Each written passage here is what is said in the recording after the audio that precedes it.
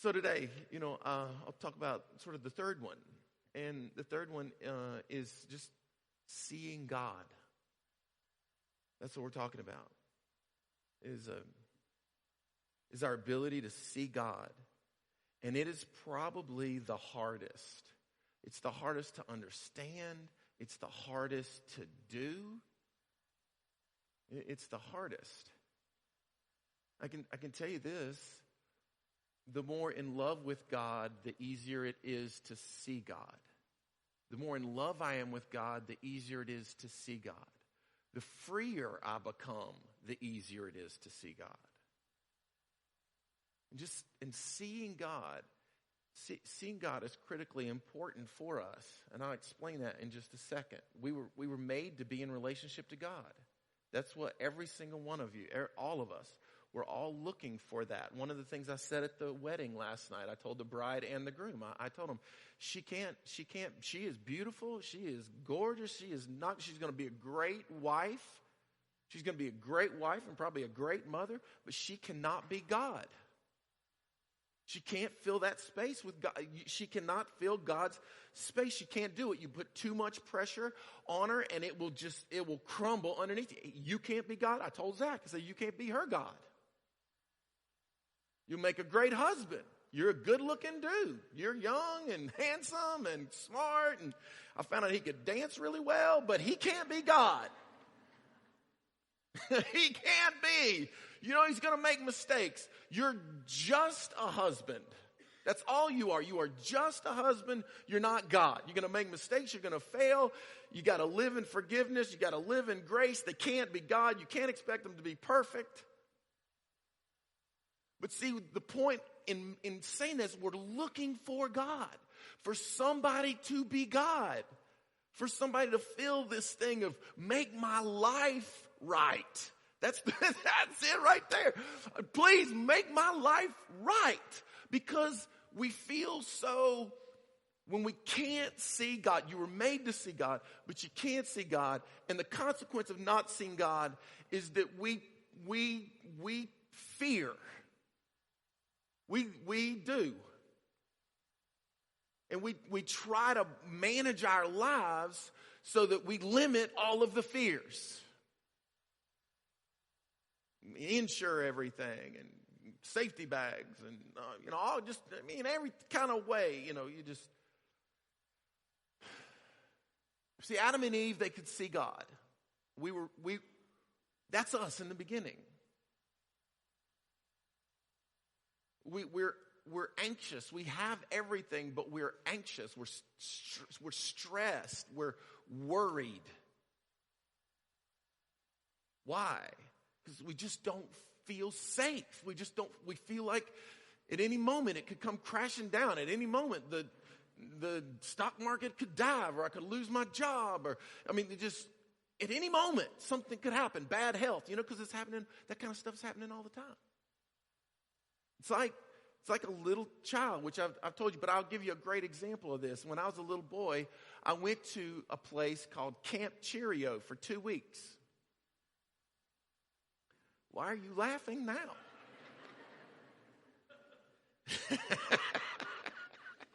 Unless you actually went to Camp Cheerio, then you'll know how much I hated it, okay? So, all right, yeah, I went to Camp Cheerio, and I was a little boy. I don't know, 7, 6, something like that, maybe 8. I don't think I was 8, 6 or 7 years old. I think I went to Camp Cheerio. And man, I was all for it. Yeah, in 2 weeks, and I didn't even know what 2 weeks was really, but it was 2 weeks, and I'm going to be gone, and my mom told me you're going to shoot bows and arrows, you're going to be able to swim, you're going to get in canoes and rows and stuff like that, row, and I was excited about going to Camp Cheerio. I remember being in the back of the car, looking out the front window. I couldn't wait to get there, all right? Could not wait to get to Camp Cheerio. We're going to be in these cabins, and it's all going to be, man, it's going to be a great experience. And we got there. And then there was this moment in time. I was excited. They were showing me around. This is where you're going to sleep. This is your bunk. We had bunk beds, and all this. And I turned around, and at one moment, and they were gone.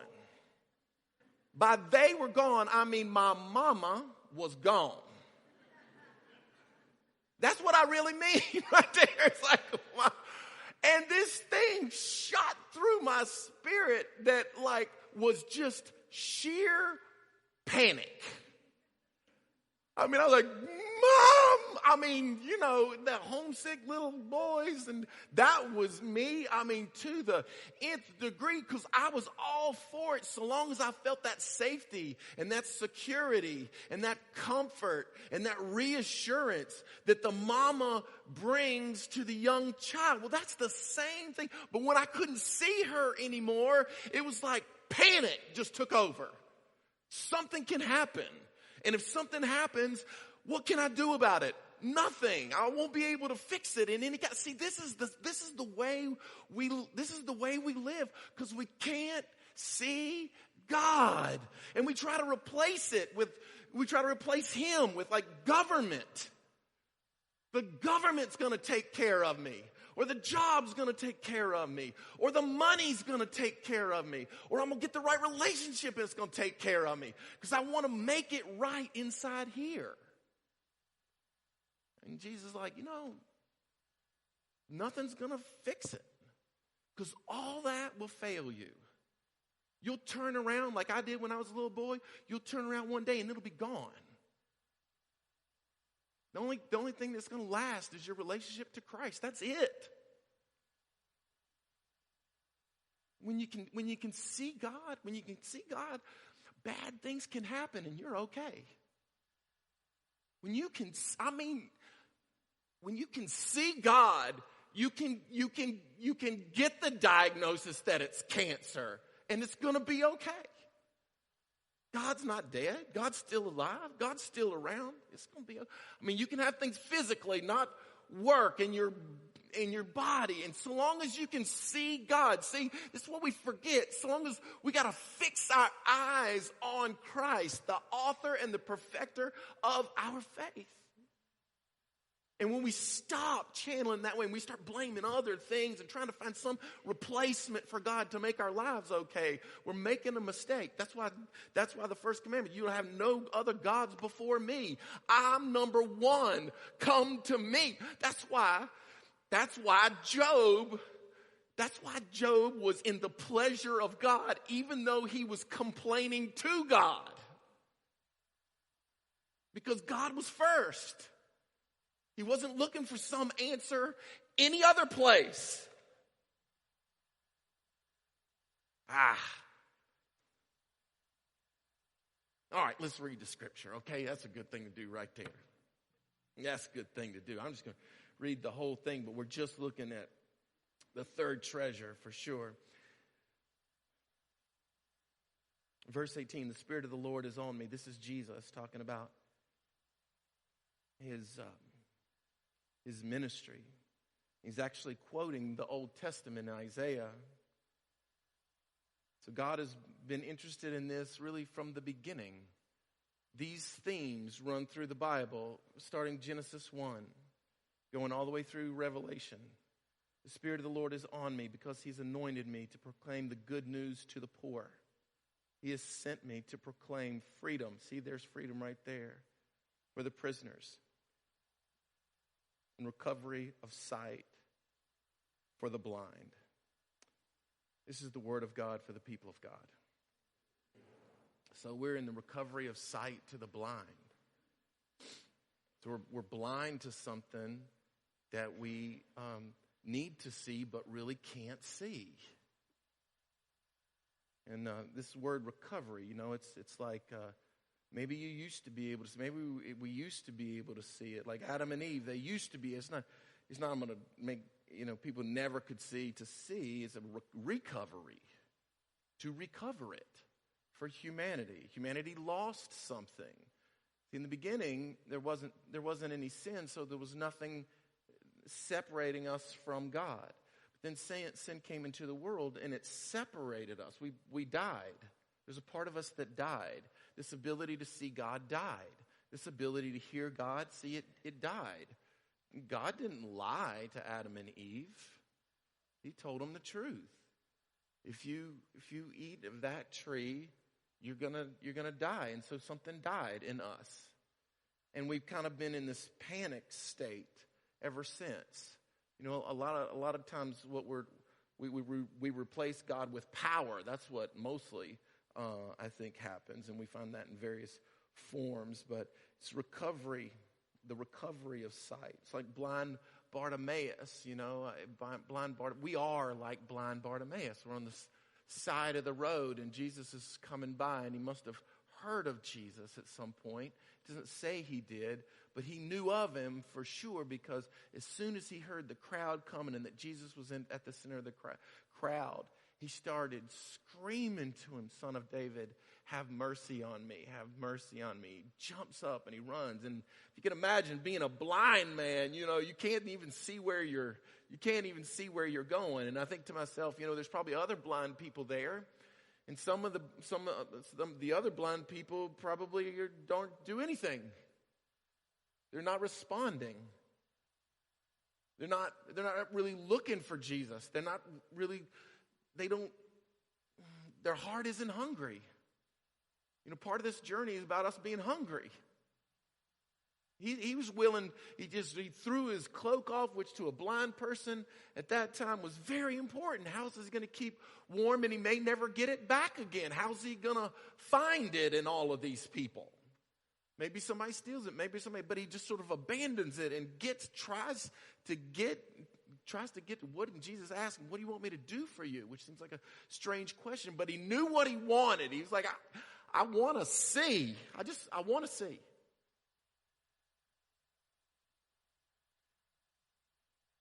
Sight.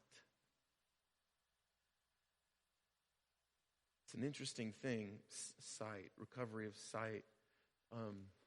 You know, I think to myself, how do you walk around, you know, when you're blind? And there's a different kind of approach to life, isn't there? I mean, you have to be much more cautious. You're going to be much more timid. I'm not sure where that step is going to be. I'm not going to have confidence, you see. I'm not going to have this confidence. I'm not going to have faith necessarily, especially if I was, you know, blinded later in life, some accident. We're much more insecure if we're blind. You think of yourself, now what I want you to do is I want you to just apply this to you. I'm applying it to me. So it leaves us in a kind of condition. Blindness leaves us. And see, we think we can see, that's why we're blind. This is what the Bible says. We think we can see, that's why we're blind. If we know we're blind, then we'll look for something else. But not being able to see makes us timid. It makes us insecure. It makes us worry. It makes us fret. We tend to panic when things start to go bad because we just don't know what we can do about it. We're not sure if we could actually protect ourselves or provide for ourselves.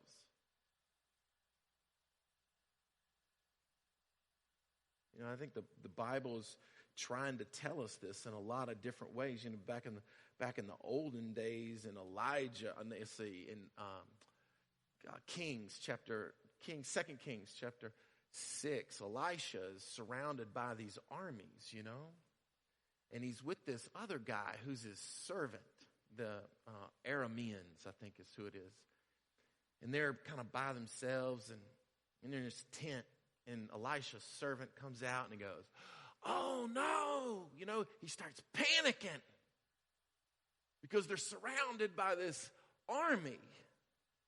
And it's interesting, the response when you can see versus when you can't see. So the servant just panics. We're going to die. Life is over. What are we going to do? There's no hope. Doom and gloom. It's all going, you know, down. It's all bad. And Elisha comes out of the tent. And he's like, what is wrong with you, man? I mean, what's going on? It's just the beginning of the morning. How could things be so bad? He said, look at all this army. Look at this army that's surrounded us. And Elisha prays for his servant's eyes to be opened. For his eyes to be opened. You see, he could already see. He thought he could see, but he really couldn't see. So Elisha prays for his eyes to be open. And then all of a sudden, boom, God answers his prayer. And his eyes are open to this army of angels that are surrounding them and protecting them. And Elisha's like, look, everything's going to be okay. Everything's going to be fine. When you can see God, you know it's going to be all right. You know, we can, a lot of times seeing God is sort of difficult. And so what we do is we need to see the evidence of God. Just what God is actually doing. And, you know, the more you love God, the more you can see the evidence of God. So in the Old Testament, the evidence of God was so clear. It's like there's a pillar of fire by night. The Israelites are following this pillar of fire, and they know that's God. That's the evidence of God. Or a pillar of cloud by day. It's the evidence of God. Or parting the sea. It's the evidence of God. Do you see the evidence of God in your life? The manna, just the daily bread, is the evidence of God. And the more that we can see the evidence of God, the more we can see God at work in our lives. The more our eyes are open, the freer we become. The freer we become, the more in love with God we become. Sight. And then for the blind. And blindness is our condition. Our blindness is our condition. It's just blindness. You know, it's like, it's the miracle Jesus does most often, is opening the eyes of the blind. He tells the Pharisees, you're blind guides. You're blind leading the blind. Our blindness is the source of our relational dysfunction. It's the reason we can't get along. We don't see what we're doing wrong. We're completely blind to it. That's why we need each other. That's why we have to listen to each other.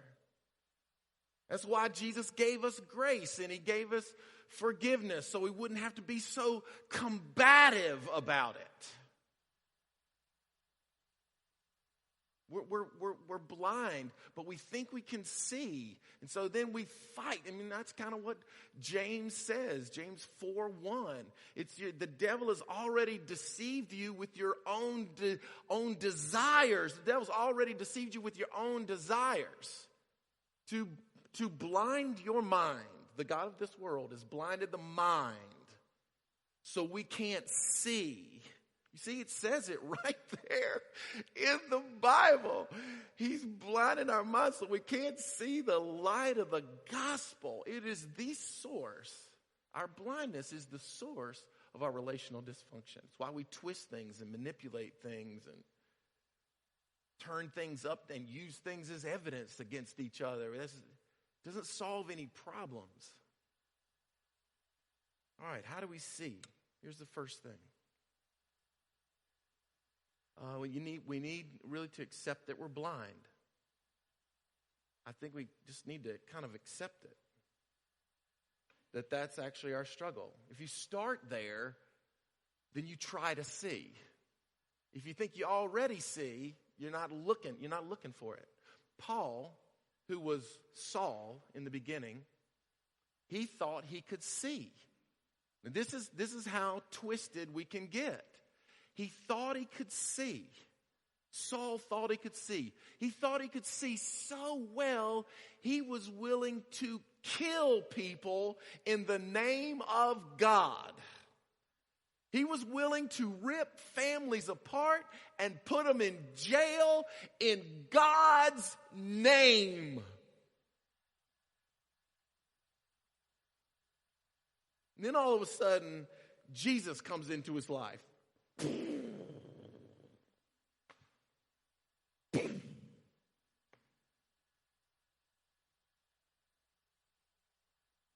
Then he could see. Here's the interesting thing. Christ actually blinded him for the first several days. After he was introduced to Jesus, he blinded his eyes so Paul could learn how to see. Amazing grace, right? Amazing grace. I once was lost, but now I'm found. I once was blind, but now I what? See. When we get in arguments with each other, what we need to be thinking is, I really can't see. And the reason we can't get past the argument is because we're thinking, I can see and they can't.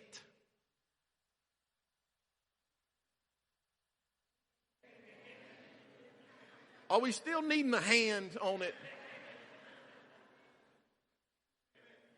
Okay, I was just practicing myself, so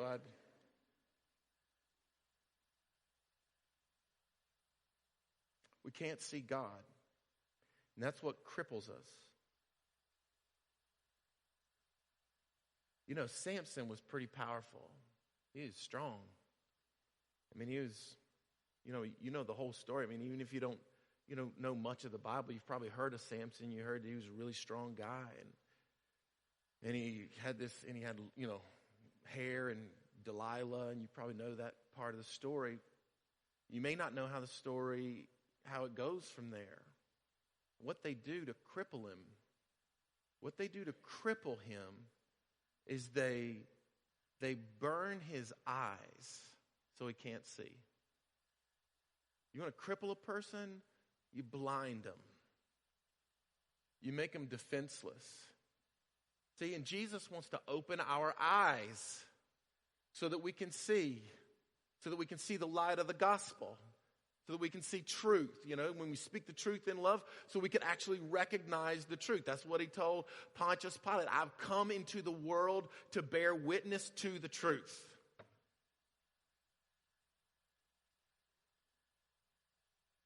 We lost it with Adam and Eve, and so we feel kind of lost.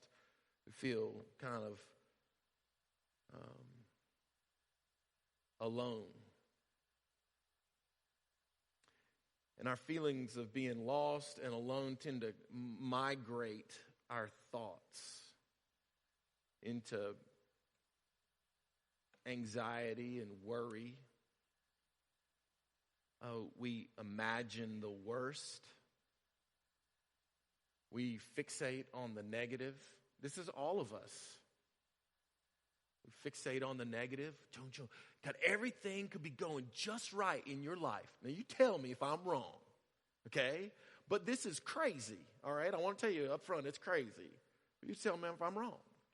You can have 100 things going right in your life, and then one thing over here that's all whacked. Messed up. What does your mind fixate on? Just say the whacked thing.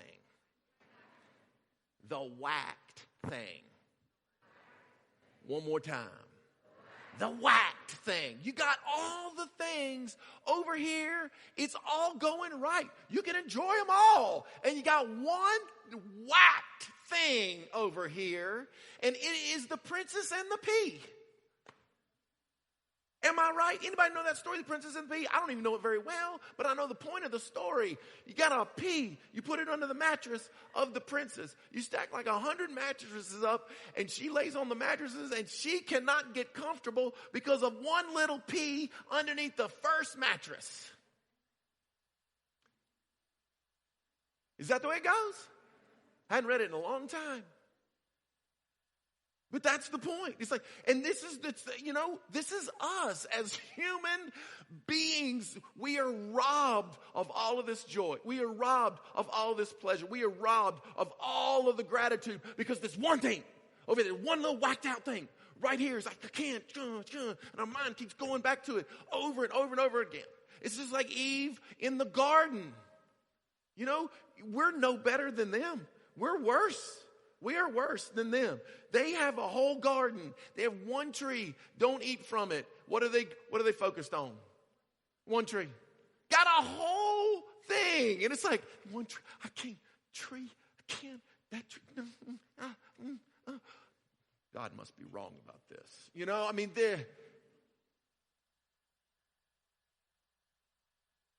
we need to accept that we're blind. What does that mean? We're not right.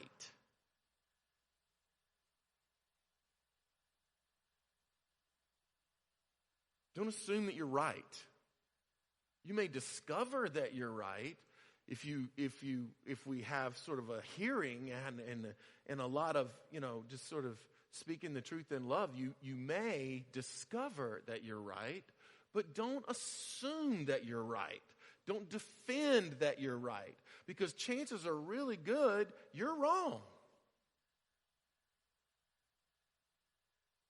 It's kind, that's really kindness. It's really a compliment to the other person. Okay, you're a smart person. I'd love to hear your side of the story. Especially if it's your wife, because mine's a genius. Please tell her I said that. Because I said something last week, and so I need to balance stuff out.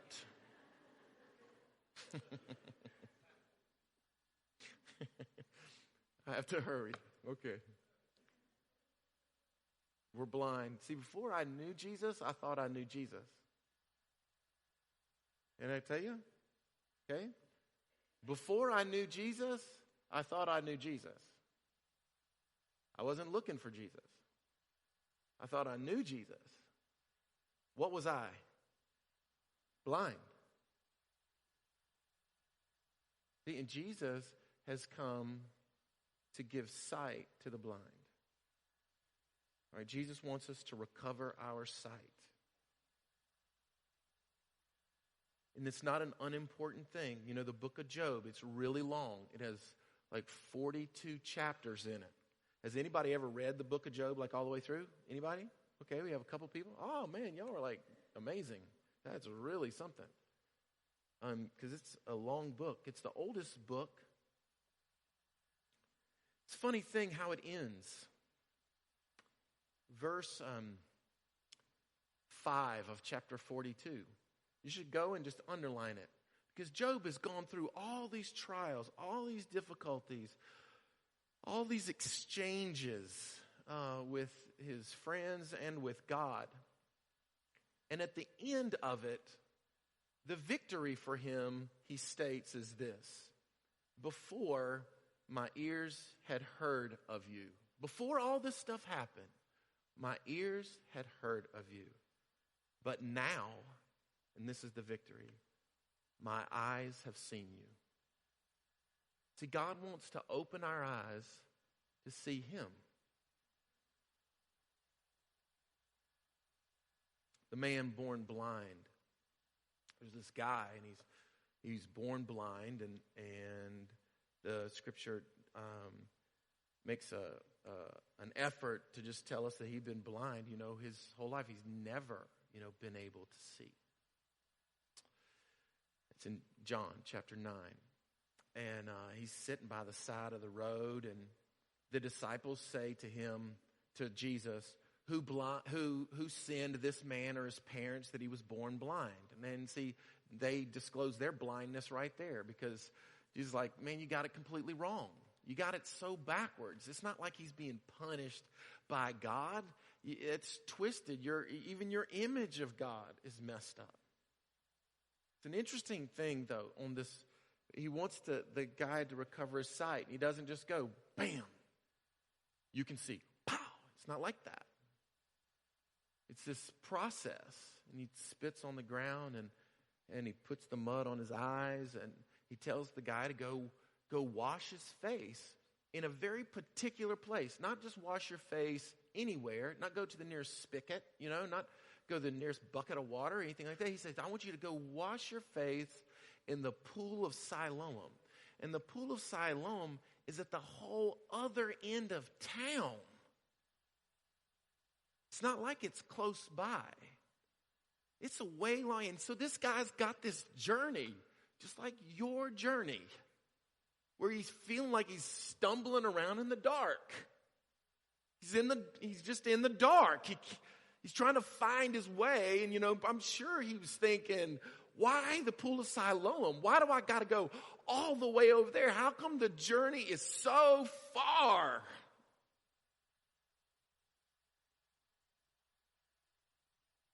He said I would see. He said I would see. I said I would see. I'm just going to keep walking. I'm going to keep putting one foot in front of the other foot. I can make it. And probably ask people for directions, and they probably dismiss him because he's being punished by God for not being able to see anyway. So he just keeps going. I wonder how many times did he fall? How many times did he trip over stuff that he couldn't see? How many people made fun of him along the way? But he keeps thinking to himself, he said I'd be able to see. He said I'd be able to see. He said I'd be able to see. So he makes the journey all the way to the pool of Siloam, and he washes his face, and then he can see. You know, sometimes it takes a while. Sometimes Job's journey was 42 chapters. It was a long time. Sometimes the journeys are shorter than others. You keep walking, and the promise is you're going to see. And when you see God, that's the thing that makes all the difference. You don't worry about the car anymore. You don't worry about the 401k anymore. You don't worry about the divorce anymore. You don't worry about what somebody said about you anymore. You don't worry about the diagnosis anymore. You just don't do it because you've seen God. You know, it's like mama, right? Mama. I turn around and mama's right there. And that's what God says. You know, I'm never going to leave you and I'm never going to forsake you. Amen, Paco. Last thing, seeing God requires connecting with God. If you're not connected to God, you're not going to see God. You know, you're not going to see God if you're not connected to God. And you connect to God, that's your relationship. Connection is communication. So that means you're not going to see God if you aren't communicating with God.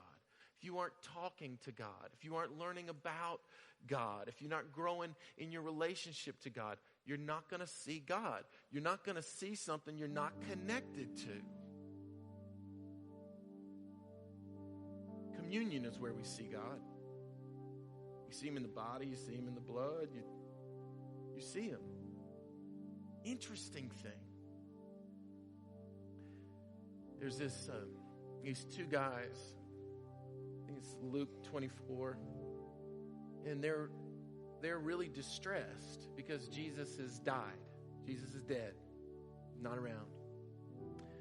And they watched him be crucified, and they watched him be buried, and all that. So that's what they see. And they're walking down this road, and they're just talking about what had happened and what had taken place. And they're on the way to this place called Emmaus, like 7 miles outside of Jerusalem. And of course they're heartbroken, and their dreams are shattered because they're disciples and they're trying to figure life out. You know, it's like, couldn't figure life out. And this other dude comes and he starts walking with them. And he just starts talking to them about the Bible and prophecy and what's in the Old Testament, and about the Messiah, about his salvation, about how he's going to be tortured and how he's going to rise again. You know, this dude is just talking to him. They don't recognize him. They can't see very well right now. All they can see is the crucifixion. All they can see is death. All they can see is that burial. All they can see is pain. All they can see is hurt. All they can see is kind of lost dreams. And he sits down with them. It's interesting. He sits down with them. And he breaks bread. In fact, he does what Jesus did at the Last Supper. This is what happens. This guy, he does what Jesus did at the Last Supper. In fact, he does it exactly the same way. And all of a sudden they look at this guy and they go, wait a minute, you're him.